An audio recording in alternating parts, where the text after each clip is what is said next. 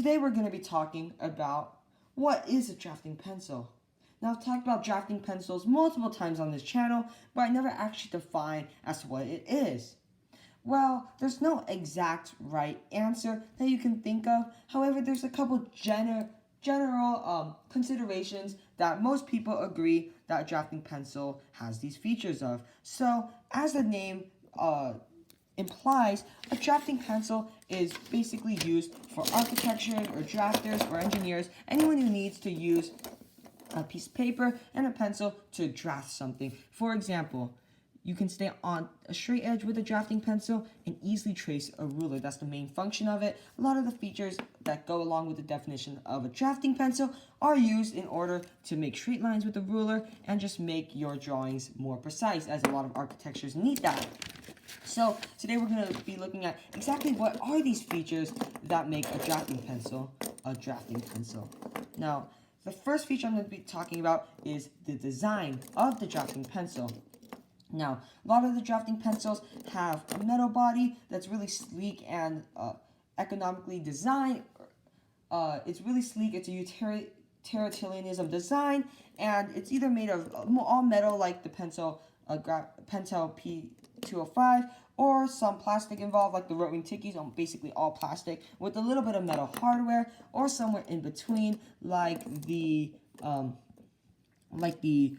Shift pencil, which I misplaced somewhere. It must have rolled off the paper. But there's the Uni Pipe Lock, which has metal hardware as well as non-metal hardware in the plastic body. Now I'm trying to find that pencil because I just had it with me, but somehow I cannot find it. Oh, here it is. Plastic and metal. Sorry about that. So that's the design of the most drafting pencils. Now let's go to the lead sleeve. This is a really important part because a longer lead sleeve means that it's able to stay on a ruler with more precision. Now what does that mean? The general accepted definition of a drafting pencil lead sleeve length is about 3 to 4 millimeters. Now what does this mean? So if we measure this out on the centimeter side, so this is the Pentel Sharp. This one's about 4 millimeters. So yes, this would be a qualifiable pencil. Now if we measure a Pentel Graph Gear 1000, it's also about 4 millimeters long. However, let's match this up. Like this big pencil right here, it would not be considered drafting pencil. It's definitely not long enough, nor is there even a distinguishable lead sleeve like drafting pencils do. A second thing about lead sleeves that a lot of drafting pencils have is a non-retractable lead sleeve. For example, this lead sleeve right here does not retract at all. And now that is the most agreed definition of a drafting pencil, that the tip should not retract. However, this is because of the wobbliness. A retractable tip often has a lot of wobble. Like in the Rotring 800, the tip wobbles a little bit when you write because it's retractable. However, a lot of people agree that it doesn't really matter that much. Like the Pentel Graph Gear 1000, even though it's retractable, it still is a pretty stable pencil, and for that it's considered a drafting pencil, along with the Rotring 800, and there's a lot of exceptions that are made, such as this one. This one is retractable, but as you can see that this mechanism that makes it retract has nothing to do with the actual tip, rather things sliding over the tip, so the wobbliness is not affected at all, actually. Now, another tip.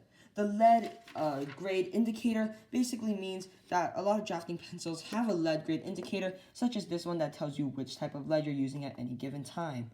So, see, this one says like 2H, if I can reduce the glare, 2H, H, and all the other ones. There's another pencil that I have, that's this one that also shows it. However, it wouldn't really be considered a drafting pencil just because of its other features.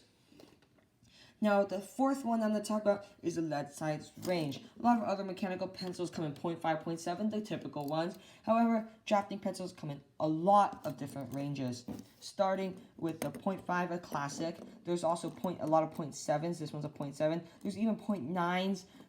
Those are the three classic ones, but you can also find them in 0.2 or 0.3 like the Pentel or Rens, or even 0.4, which is a pretty rare one, but still pretty common for drafting pencils. So it comes in a long range of lead sizes. The last feature I'm going to talk about, that's a major part of drafting pencils, is a eraser with the clean out rod. Show you what I mean by that. Do you see this rod right here? I used to think that this was just a useless rod helping to maybe keep the eraser in place, but it turns out if you have a jam in your lead sleeve, this rod can actually help push out the jam and prevent you from losing your lead or even breaking your pencil. So that's a major feature of drafting pencils that come with a lot of them.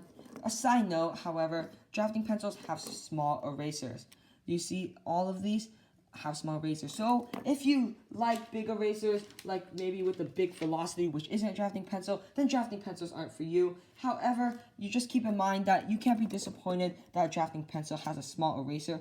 All of them do. And that's probably because in order to stay along a straight edge, you're going to make very small details on the drafting. You need to be precise, and you can't have a humongous eraser erasing everything on your drawing when you only want to erase a tiny bit of your drawing. So that's the main reason why a drafting pencil has a small eraser. I hope you enjoyed this definition of a drafting pencil. Maybe that clarified some stuff for you as to what websites mean when they say, oh, this is a drafting pencil, as if it is a coveted thing. And maybe you like it, maybe you don't, but that's what a drafting pencil is. Thank you.